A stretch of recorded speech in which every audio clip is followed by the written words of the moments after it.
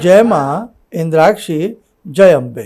इंद्राक्षी धाम में दर्शकों आप सभी का हम हार्दिक स्वागत करते हैं।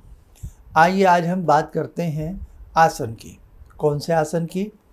जिस आसन पर बैठ कर के हम अपना दैनिक पूजन करते हैं, कोई अनुष्ठान करते हैं, भक्ति करते हैं, उस आसन का कुछ नियम भी होता है और उसके हमारे भक्ति मार्ग के ऊपर क्या प्रभाव आता है। भक्ति मार्ग में आसन क्यों ज़रूरी है, सारी चीज़ें इस अंक में जानेंगे।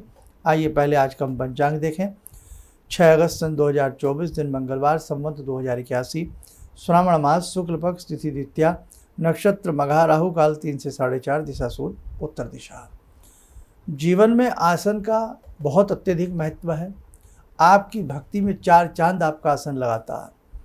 नाना भांति के काम्य प्रयोगों में अलग अलग प्रकार के आसन बताए गए हैं, जिसमें कुशा का आसन सभी भक्ति में, सभी मार्ग में, सभी पूजाओं में बड़ा श्रेष्ठ बताया गया है। ऊन का आसन, ऊनी आसन, कंबल का आसन बड़ा अच्छा बताया गया है। इसी के साथ साथ काष्ठ के आसन भी होते हैं। पत्थर के आसन पर भी लोग साधन लगा करके पूजा करते हैं, लेकिन काष्ठ का, पत्थर का और सूती कपड़े का आसन आप लोग प्रयोग में ना लाएं। सबसे अच्छी चीज़ है आप कुशा का आसन लें। कुशा का आसन सर्वसुलभ है, आसानी से मिल जाता है। नहीं तो फिर जैसे कंबल का आसन होता है, ऊनी कपड़े का आसन होता है, उस पर बैठ कर के आप अपनी भक्ति करें तो आपके लिए बड़ा अच्छा रहेगा। एक खास बात ध्यान रखें, अनेकों काम में प्रयोग हैं, जैसे वशीकरण के लिए, स्तंभन के लिए और बहुत सारी चीज़ों के लिए अलग अलग आसन बताए गए हैं। वो एक प्रयोग अलग है, वो भक्ति अलग है। रंगों का भी प्रभाव है, जैसे लाल आसन पर बैठ कर के भक्ति, पीले आसन पर, नीले आसन पर, काले आसन पर, रंगों की भी बात है। लेकिन आज हम बात कर रहे हैं केवल उन साधकों के लिए जो अपने घर में बैठ कर के अपनी भोली भाली भक्ति करते हैं और अपना आधा घंटा 1 घंटा लगा करके अपनी दैनिक भक्ति करते हैं, गुरु का नाम लेते हैं, भगवान की उपासना करते हैं। उन साधकों के लिए किस प्रकार का आसन होना चाहिए और उसके नियम क्या है। ऐसे साधक कुशाकासन रखें, ऐसे साधक लाल आसन रखें, ऐसे साधक कंबल का ऊनी आसन रखें, जैसे कंबल का टुकड़ा वाले आसन आते हैं, या ऊनी आसन भी आप लोग रख सकते हैं। और आप उसमें यदि 3 तह का आसन हो, 3 तह उसमें लगी हो, 3 उसमें नीचे जैसे चाहे वाइट हो सकता है, उसके ऊपर येलो हो सकता है, फिर उसके ऊपर पतला रेड हो सकता है, तो अति उत्तम। नहीं तो केवल एक कंबल का आसन अपना बना लें और कंबल के आसन पर बैठकर ही आप अपनी पूजा किया करें। और यदि उस आसन के ऊपर आप कुशासन भी बिछा लेते हैं तो सोने पर सुहागा हो जाता है। एक विशेष बात हमेशा ध्यान रखना, जिस आसन पर आप अपनी भक्ति करते हो उस आसन पर कोई अन्य व्यक्ति ना बैठे। आपके घर में सामान्य कारपेट पड़ा हुआ है, उसी पर बहुत लोग उसी के टुकड़े काट काट करके आसन सा बना लेते हैं। भक्ति भाव कर रहे हैं तो बात अलग है, लेकिन अगर आपकी कोई विशेष अनुष्ठान चल रहा है, आप विशेष कोई मंत्र पढ़ते हैं, विशेष कोई ऐसा कुछ करते हैं, तो आप अपने आसन को सेपरेट रखें, अपना आसन बिल्कुल अलग रखें। एक बात और ध्यान रखें, जब भी आसन पर बैठें, आसन को प्रणाम करके बैठें। ये आसन नहीं, एक भक्त के लिए सिंहासन है, गद्दी है साहब, शिव गद्दी है ये। आप देखते हैं कुर्सी के पीछे कितने झगड़े हो जाते हैं। सिंहासन, आसन की होड़ कैसी होती है, तो एक साधक का जो आसन होता है वो सिंहासन से कम नहीं होता है। और साधक अपने आसन पर बैठकर, आसन साफ हो, धुला हुआ हो, स्वच्छ आसन हो, कुश का हो, तो वो भी कटा फटा हुआ नहीं होना चाहिए। अच्छे से उसमें धागे की या सुतली की अच्छे से सिलाई होनी चाहिए और आसन इतना बड़ा हो कि उससे हमारे शरीर का कोई भी अंग नीचे ज़मीन पर ना लगता हो। मतलब इतना बड़ा आसन चाहे स्पेशल आप बनवाएं कि अब हम जब उस पर आलती पालती मार करके बैठें तो हम उस आसन के ऊपर आराम से बैठ सकें। आसन पर बैठते समय सबसे पहले आसन को प्रणाम करें।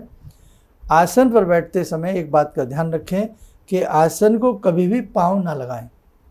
जैसे आपको आसन पर बैठना है, अब आसन आपका अगर कई बार आगे को है, कई बार दाएं में है, कई बार बाएं में है, तो आप खड़े खड़े ही उसे पैर से दाएं बाएं कर लेते हैं, करते हैं ना बहुत लोग। तो कभी भी आसन के ऊपर पाँव नहीं लगाना चाहिए, ये बात ध्यान रखना बेटा। कभी भी आपका जो अपना व्यक्तिगत पूजन का आसन है उस पर कोई व्यक्ति ना बैठे। और जब आप बैठ कर के अपनी भक्ति पूजा अच्छे से कर लें, आधा घंटा 1 घंटा, तो आपका आसन जो है वहीं थोड़ा सा हिस्सा आसन का आगे से उठा करके थोड़ा सा जल डाल करके वो जल मस्तक पे लगा के प्रणाम करके तब उठा करें। ऐसे आसन ना छोड़ा करें एकदम। आसन के भी नियम होते हैं, कायदे होते हैं।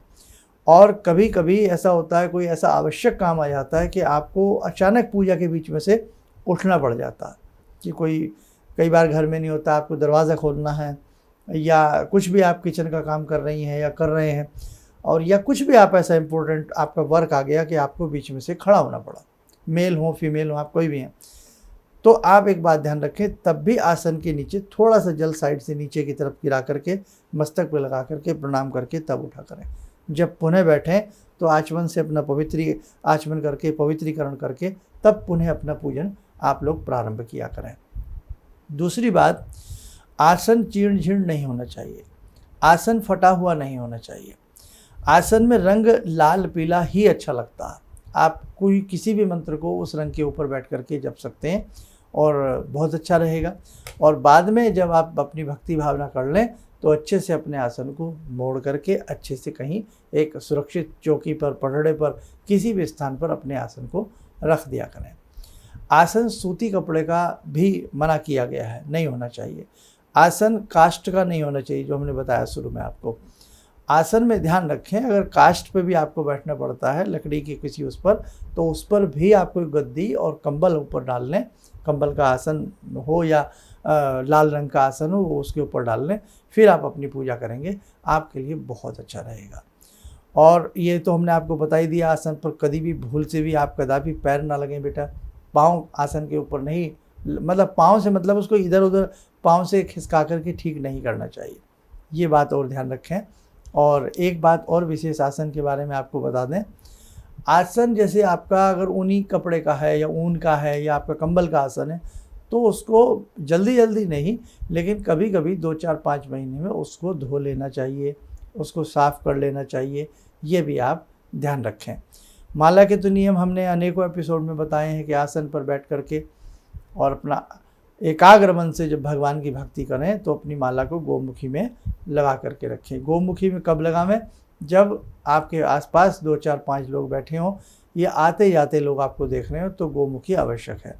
नहीं तो बिना गोमुखी के, जिसमें माला डाल करके थैली सी होती है, उसे गोमुखी कहते हैं, तो आप बिना गोमुखी के भी अपने जाप को कर सकते हैं। जाप के समय आपकी जो माला है वो ज़मीन पर टच नहीं होनी चाहिए। पृथ्वी जाप को खींचती है, सोखती है, अर्थ इज ए मैग्नेट, सुना है ये तो आपने, तो ध्यान रखें। तो इस प्रकार से दूसरी बात, कागज़ के ऊपर बैठ करके पूजा ना करें।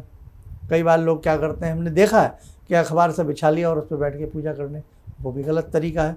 कभी भी खाली ज़मीन पर बैठ करके जाप नहीं करना चाहिए, बिना आसन के जाप नहीं करना चाहिए, ये आप ध्यान रखें।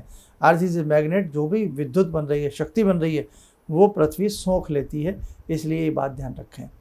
और आसन से जब आप उठें तो नमस्कार करके जल डाल करके उठें, और आसन के पास थोड़ा दूर को कहीं ना कहीं लकड़ी की खड़ाऊँ या कोई ऐसी चीज़ ज़रूर रखें, चप्पल आदि इस प्रकार की जो केवल घरेलू हों, लैट्रिन बाथरूम में भी यूज़ ना की जाती हूँ, तो उन्हें फिर आप एकदम पहन लिया करें।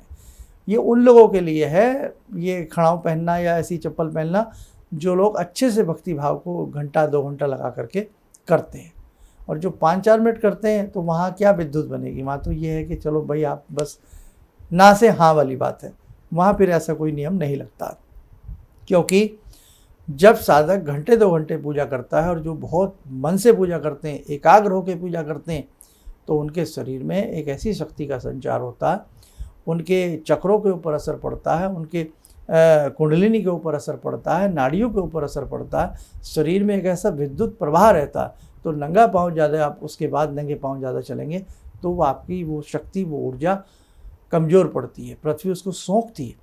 इसलिए कहा गया है कि भाई उधर पूजा करिए। अगर आपने इस प्रकार की कोई बढ़िया पूजा कर रहे हैं, बढ़िया अनुष्ठान कर रहे हैं, अच्छे से समय लगा कर रोज़ आप भक्ति भाव करते हैं, एकदम भगवान में डूब करके आप भक्ति करते हैं, तो आपके शरीर में ऊर्जा बहुत अच्छी बनेगी। तभी तो आपने कई बार देखा होगा कि कई बार जब आपका मन बहुत अच्छे से जिस दिन पूजा में होता है, आपका शरीर फूल की तरह हल्का हो जाता है, आपका मन हल्का हो जाता है। कितने भी आप दुखी क्यों ना हो, लेकिन आपका मन हल्का हो जाएगा। और पूजा में अगर मन ही नहीं लगेगा तो फिर उबासी भी आएगी, नींद भी आएगी, मन भी ये होगा बस उठो फटाफट। और कई बार पाठ करते समय बहुत सुंदर खुशबू, बहुत सुंदर महक आती है, अचानक मोगरे जैसे फूलों की या सुगंधित अगरबत्ती की आती है। माने न माने किसी देव सत्ता का वास होता है, आपके गुरु की वास होता है, आपकी किसी देव शक्ति का वास होता है, वो महक ऐसे ही नहीं आती है। तो बेटा वो बात अलग है कि आपके पास कोई ऐसी अगरबत्ती सेंटेड है, आपने वो जलाई है तो आ रही है, वो चीज़ अलग है, फिर तो वो उसमें से आ रही है। लेकिन कई बार हमने कोई ऐसी अगरबत्ती धूपबत्ती भी यूज़ नहीं की है, लेकिन उसके बाद वो एक एकदम सेंटेड बहुत अच्छी खिलते हुए पुष्पों की खुशबू आती है, तो वो एक शुभ लक्षण है आपकी पूजा का। और बहुत सारे ऐसे भेद हैं बेटा जो आपको समय समय पर हम बताते रहेंगे। और हमारे दोनों तीनों चैनल्स आप अच्छे से उनसे जुड़ के चलिएगा। और एक हमारा व्हाट्सएप चैनल है, तो वो देखो स्क्रीन के ऊपर आता रहता है, उसका लिंक नीचे आपको मिल जाएगा। उस व्हाट्सएप चैनल से भी आप लोग जुड़ जाएं। आगामी समय में आपको व्हाट्सएप चैनल से भी बहुत सारी सूचनाएं मिलेंगी। और जो ख़ास तौर से गुरुदीक्षित हैं, संस्थान से दीक्षित हैं, वो लोग व्हाट्सएप चैनल जो है वो ज्वाइन जरूर करें, वो लोग उससे जरूर जुड़ जाएँ। आइए समय हो चला आज की ध्यान साधना का, जुड़ते हैं आज की ध्यान साधना में भगवती जगदम्बा से। ॐ सिन्दूरारुणविग्रहां त्रिनयनां माणिक्यमूलस्फुरात् स्तारानायकशेखरं स्मितमुखी भापेन वक्षोरुवां पाणिभ्यामलपूर्णरत्नचषकां रत्नोत्परां बिभ्रति सौम्यां रत्नघटस्थरक्तचरणां ध्यायेत् पराम् अम्बिकां खड्गं चक्रगदेषु चापपरिगान् शूलम्बुशोण्डिं शिरा शङ्खं समदधतीं करे स्त्रीनयनां सर्वाङ्गभूषावृतां नीलासमद्युतिमास्य पाददशकां सेवे महाकालिकां यामास्तो स्वपितैहरो कमलजो हन्तुं मधुं कैटवं विद्युद्दामसमप्रभां मृगपते स्कन्दस्थितां भीषणां कन्या विहकरवालखेटविलसा धस्ताविरासेवितां हस्तेश्चक्रगदाशिखेटविशिखां चापं गुणं तर्जनीं विप्राणामलिलात्मिकां शशिधरां दुर्गां त्रिनेत्रां भजे। कवच बना लें, ध्यान करें, जगत जननी का शुभ आशीष हम सबके ऊपर बरस रहा है।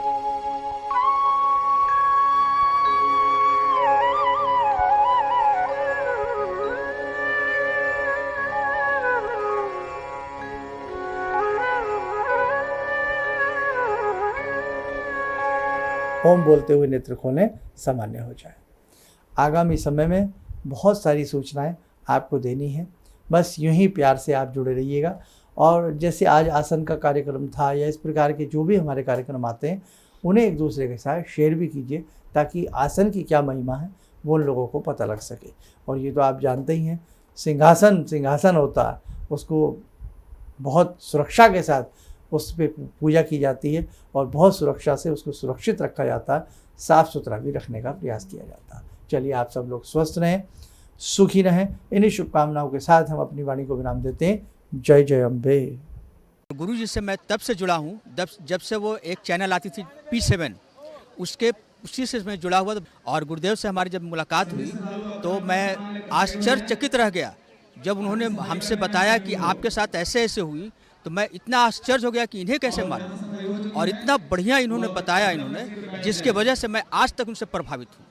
और इनका बताने का शैली वगैरह इतनी बढ़िया है जो हम अपने क्लास के टीचर से भी उतना बढ़िया नहीं समझ पाते थे। ये हमें बहुत पसंद आई। और दूसरी बात कि इनके साथ जितने भी मैं जब से जुड़ा रहा, जो भी समस्या आई, मैं बहुत ही अच्छा तरह से मेरे सॉल्व होते चले गए। और आज तक मैं उनके आशीर्वाद से मैं बहुत सुखी हूँ। किसी भी समस्या के समाधान के लिए मिले प्रसिद्ध हस्तरेखा एवं वास्तु विशेषज्ञ प्रोफेसर धर्मेंद्र शर्मा जी से। नोट: शिविर में भाग लेने हेतु एवं व्यक्तिगत रूप से मिलने के लिए कॉल करने का समय सुबह 10 बजे से शाम 6 बजे तक। हमारे विभिन्न ज्ञानवर्धक कार्यक्रम देखने के लिए आप हमें अभी सब्सक्राइब करें, बेल आइकन को प्रेस करें ताकि आप देख सकें हमारा कार्यक्रम सबसे पहले। और अधिक जानकारी के लिए फेसबुक पेज को लाइक करना न भूलें।